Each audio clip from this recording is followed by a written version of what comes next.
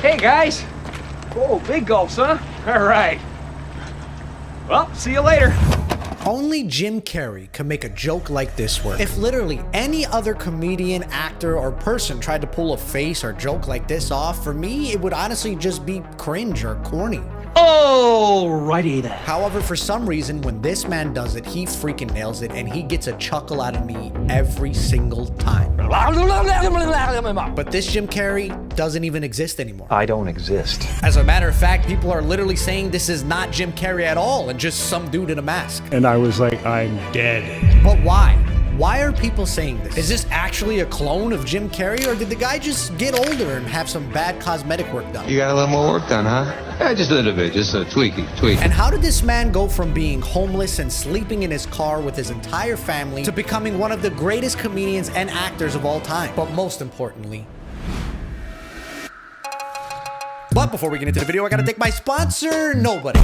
Nobody wants to sponsor me. Nobody loves me. My wife wants a divorce. My kids can't stand me. But let's jump right into the video, shall we?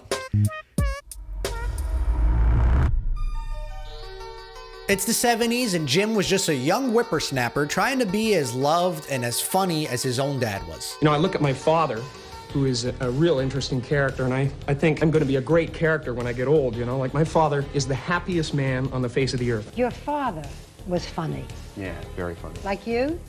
Extremely funny. Funnier than me in many ways. My father was not only the funniest man in the room, but he was a fantastic saxophone player. Not only that, but Jim Carrey's father, Percy, also had dreams of being a comedian superstar. My father could have been a great comedian, but he didn't believe that that was possible for him. My oldest sister, he had to sell his saxophone to get her out of the hospital to pay the bill. So from there, he became an accountant. He got a safe job as an accountant. So he could make a stable and comfortable living for his family. At least, that's what he thought this job was gonna be. He was let go from that safe job. He lost his job at a certain point when he was 51. When I was about 14 or 15, my father lost his job, and I actually became homeless for quite some time. Of course, I grew up in Canada, so I thought we had just gone camping. But he kept me in the dark a lot, you know? They didn't want me to know what was going on anyway, because they were embarrassed. It's a very embarrassing thing. All you know is you ended up living in a car. Exactly. Well, you know, I ended up, yeah, sure. And our family had to do whatever we could to survive. And then for a while, we went to campsites. We had more fun there than we did when we were doing this job that we didn't like. The janitor job. Yeah, the janitor job. The factory workers used to mess with my head by, like, defecating in the sink. Did you clean up the duty in the sink? I had to clean it all, man. So yeah, of course, this whole situation just sucked a big hairy butt. However, this big hairy butt was probably the most beautiful thing that ever happened to him. I guess that was one of the biggest lessons for me growing up. It became clear to me that there is no safe living. There's no safe job. You can fail at what you don't want, so you might as well take a chance on doing what you love. Now, it's 1984, and after doing a bunch of stand-ups in his hometown of Ontario, Canada, at this time, he even auditioned to try to be on the SNL cast. My name is Jim Carrey, and this is my Saturday Night Live audition. And he failed and got rejected by them. And while most people would have probably just gave up on their life right there, Jim Carrey said, nah, I'm taking my talents to Hollywood. And when he got there, he would start doing stand-up regularly at a place called the Comedy Store. And even though he landed some great stand-up gigs on some popular late-night shows that were aired at the time, This is his first appearance on American television. Would you welcome Jim Carrey? Please welcome Jim Carrey. My name is Jim Carrey. I'd like to do some impressions for you tonight. realistically, the guy was broke and he couldn't land a consistent job. But while all this was happening, without him even realizing, this man was driving to the top of the Hollywood Hills every day and literally speaking his success into existence. 4 years ago, I used to go up to Mulholland Drive, and I used to say, I had this and that and this. Oh, it's all good, and it's coming to me. Now, I used to go up to Mulholland Drive every night, sit on the side of the road and go, you know, I'm a popular actor. Every director wants to work with me.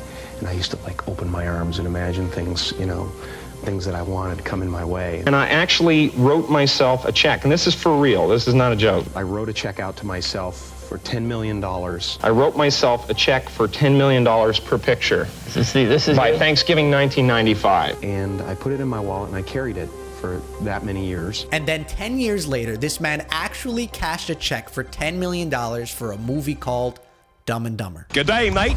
And then this man just couldn't be stopped.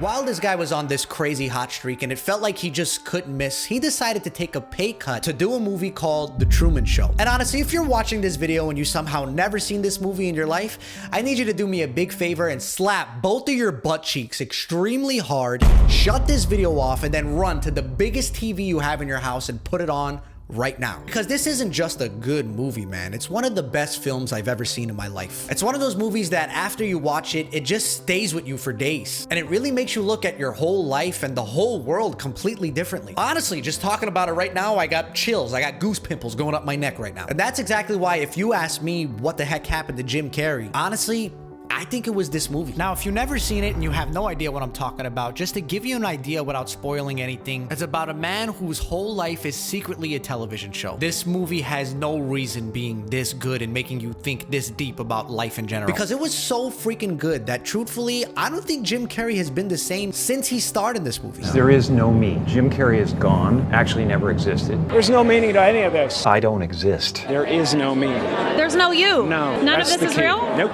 So you're just passing We don't through. matter. We don't matter. Oh, wow. There's the good news. I'm sick and tired of the secrets and the lies. We're all trying to add things to ourselves so that we can finally define ourselves. And if you actually get there, you will find it so empty. Talk show hosts, people on television have been hired by the government to distract you, to make you laugh, so you don't know what's really going on. Yeah, guys, at this point, it just really started to feel like every time Jim Carrey spoke in public, it was him exposing Hollywood or giving us some kind of mind-bending knowledge that we never knew about the world. But honestly, even after all this, when Jim Carrey came out of his sort of fake retirement, Well, I'm retiring, but I have enough. I've done enough. I am enough. to come back and play Dr. Robotnik in the Sonic movies, he didn't just crush this role in these movies, but it just felt like the Jim Carrey we all knew, loved, and grew up with was back on the big screen. But then, something happened.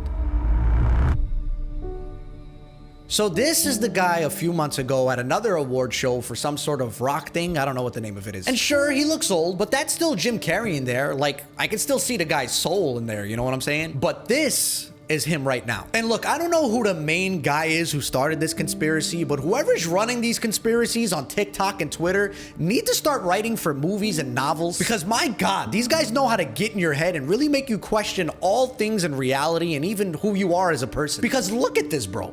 What the heck is this? That ain't my Jimmy. But seriously, even with official news outlets and Jim Carrey's own publicist coming out and saying, no guys, that was Jim Carrey. Out of nowhere, we got this cosmetic makeup artist named Alexis Stone saying, oh yeah, that was me in a mask. That definitely wasn't Jim Carrey, guys. And we even have Jim Carrey before all of this happened saying this. But yeah, no, I've done this a few times now, and it's using a decoy. Like a Jim Carrey double. A Jim Carrey double. Oh yeah, that's amazing. So what I do is I send him off in one direction, sucks all the press in that direction, and I can just have my day. So what the heck is going on? Did they clone the guy? Is this just an impersonator with a mask? Is it Jim Carrey or not? And look, to be honest with you, in my opinion, I just think the guy got old. He got some bad cosmetic work done to his face, and that's it, man. But honestly, in today's world, it feels like if you're not a top-of-the-line investigator or a full-blown conspiracy theorist, then there's something wrong with you and you're crazy. And that's how I feel right now saying that out loud. Because I know even if this guy was to go to every single person's house individually who thinks it wasn't him and say, hey guys,